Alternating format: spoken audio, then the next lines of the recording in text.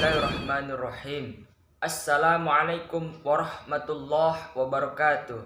Alhamdulillah, bersyukur kita kepada Allah Subhanahu wa taala yang telah memberikan nikmat dan karunia kepada kita, dan bersolawat kita kepada baginda Rasulullah sallallahu alaihi wasallam dengan mengucapkan doa Allahumma shalli ala sayyidina Muhammad wa ala ali sayyidina Muhammad. Semoga dengan perbanyak salat kepada beliau kita termasuk hambanya yang mendapatkan syafaat di yaumil akhir kelak. Amin ya rabbal alamin.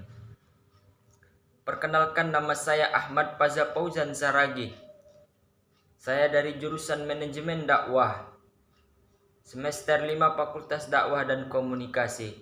Dan saya mengucapkan terima kasih kepada Bapak dosen pengampu, yaitu Ayahanda Haji Muhammad Iqbal Abdul Muin LCMA, yang telah memberikan kami pengajaran. Dan pada video kali ini saya ingin membahas tentang sebuah hadis tematik.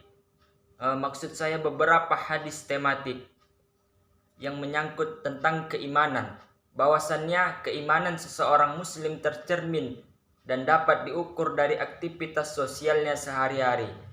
Pribadi yang beriman bukanlah individu yang menjaga jarak dengan lingkungan sosialnya. Maka daripada itu, pada video kali ini saya ingin membahas tentang hadis etika silaturahmi. Yang kedua, hadis etika bertetangga. Yang ketiga, hadis etika berpolitik. Yang keempat, hadis etika menerima tamu. Yang kelima, hadis tentang larangan korupsi, kolusi, dan nepotisme. Dan yang terakhir, hadis tentang etika dalam berdagang. Baiklah, untuk mempersingkat waktu, mari kita masuk pada hadis yang pertama.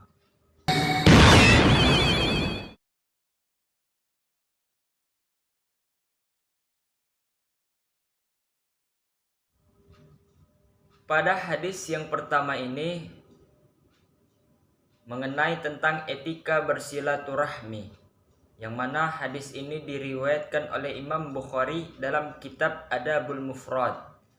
Bunyi hadisnya, "Man lam yarham saghirana wa yujilla kabirana falaysa minna." Artinya, barang siapa yang tidak mengasihi yang lebih kecil dari kami serta tidak menghormati yang lebih tua dari kami, maka ia bukanlah golongan kami. Jadi, makna dari hadis ini mengenai tentang mendahulukan tamu yang lebih tua daripada tamu yang lebih muda.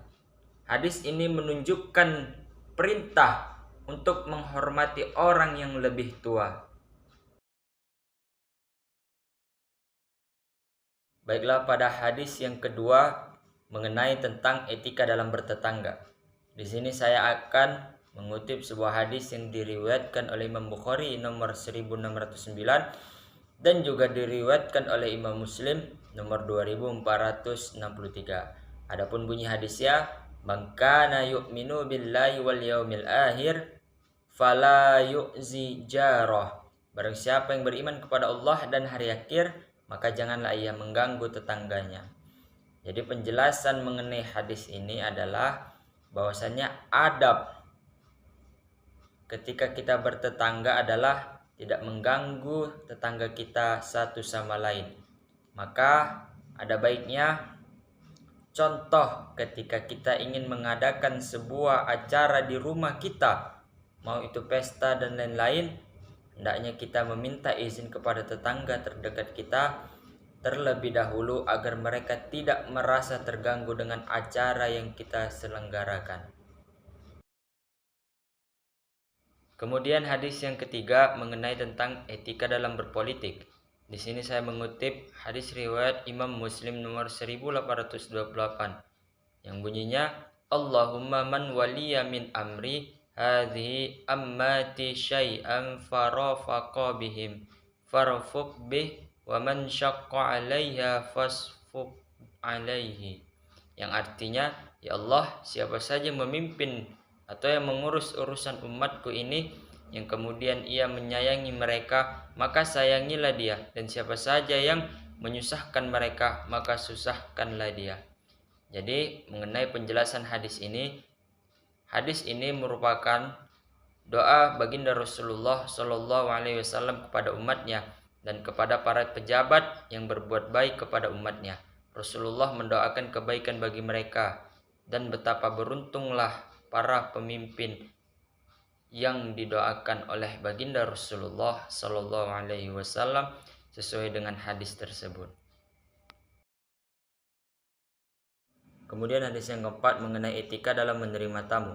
Ada sebuah hadis yang bunyinya, qala Jarir ibnu Abdullah, ma hajabani Rasulullah Shallallahu Alaihi Wasallam munzu aslamtu wala rani illa dhahik. Dari Jarir bin Abdullah berkata, sejak saya masuk Islam, Rasulullah Shallallahu Alaihi Wasallam tidak pernah menolak saya untuk bertamu dan berkunjung ke rumah beliau, dan beliau selalu tersenyum setiap kali melihat saya. Hadis ini menjelaskan bagaimana adab kita ketika kita menerima tamu. Yang pertama tadi, kita harus menyambutnya dengan baik dan kita harus menyambut tamu kita dengan senyuman sebagaimana dicontohkan oleh baginda Rasulullah Shallallahu Alaihi Wasallam. Kemudian hadis yang kelima mengenai larangan melakukan korupsi, kolusi, dan nepotisme. Di sini saya mengutip sebuah hadis yang diriwayatkan oleh Imam At-Tirmizi yang bunyinya, Haddatsana Ahmad ibnu Yunus, Haddatsana ibnu Abi Zi'bi, Al-Harith bin Abdul Rahman, an Abi Salamah, an Abdullah bin Amruh qala, lakna Rasulullah Sallallahu Alaihi Wasallam roshi wal martathi, yang artinya telah menceritakan kepada kami Ahmad bin Yunus, telah menceritakan kepada kami Abu Zib dari Al-Harith bin Abdurrahman, dari Abu Salamah dari Abdullah bin Amr, ia berkata, Rasulullah Shallallahu Alaihi Wasallam melaknat orang yang memberi uang sogokan dan orang yang menerimanya. Hadis ini menjelaskan bahwasannya memberikan uang sogokan kepada siapapun orangnya dan orang yang menerimanya itu termasuk perilaku daripada korupsi. Kemudian hadis yang keenam yaitu mengenai etika dalam berdagang. Di sini saya mengambil hadis muttafaqun alaih yang bunyinya, al-bay'ani bil khiyari ma lam yatafarraqa fa in sadaqa wa bayna burika lahuma fi bay'ihima wa in kadzaba wa katama muhiqat barakatu bay'ihima. Artinya, orang yang bertransaksi jual beli masing-masing memiliki hak khiyar. Khiyar itu adalah keputusan antara membatalkan atau melanjutkan transaksi selama keduanya belum berpisah. Jika keduanya jujur dan terbuka, maka keduanya akan mendapatkan keberkahan dalam jual beli. Tapi jika keduanya berdusta dan tidak terbuka, maka keberkahan jual beli antara keduanya akan hilang. Jadi hadis ini menjelaskan bahwasannya dalam jual beli ada tawar menawar. Setiap proses jual beli pasti akan terjadi kegiatan tawar menawar dan selama belum berpisah. Kemudian menerangkan tentang etika kedua orang yang bertransaksi itu haruslah jujur, harus sama-sama jujur dan tidak merugikan salah satu pihak. Serta menjelaskan bahwa dalam berbisnis yang dicari bukan hanya keuntungan saja, melainkan menyertakan keberkahan juga. Karena dengan berkahnya bisnis yang kita jalankan, maka hidup kita akan ikut berkah dan dapat diridhoi oleh Allah sehingga kita mencapai kehidupan bahagia baik di dunia maupun di akhirat. Baiklah, itu tadi penjelasan mengenai hadis-hadis etika dalam kehidupan bersosial.